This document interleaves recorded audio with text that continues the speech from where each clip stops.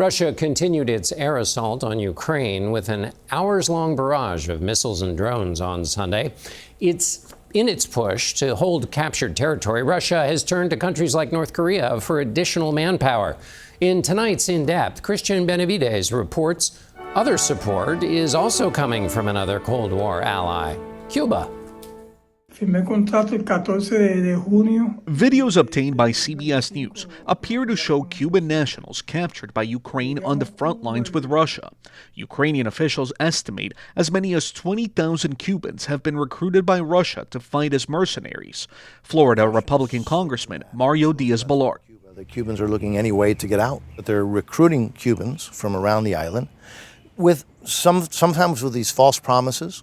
Ukrainian officials say Cubans are being offered one-year contracts, such as this one, with the promise of a $2,000 monthly salary. The average monthly salary in Cuba is equivalent to less than $20.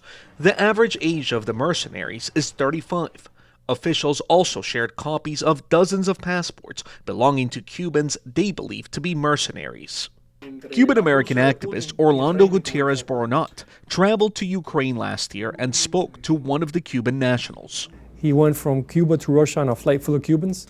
Boronat says the prisoner was told he'd do construction, helping rebuild cities destroyed in the war.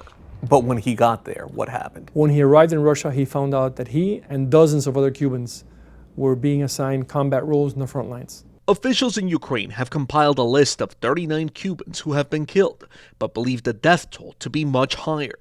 Marian Zablotsky is a member of Ukraine's parliament. We think that eventually the number of Cuban troops will hit at least 25,000, becoming the number one contingent of foreign troops in Russia.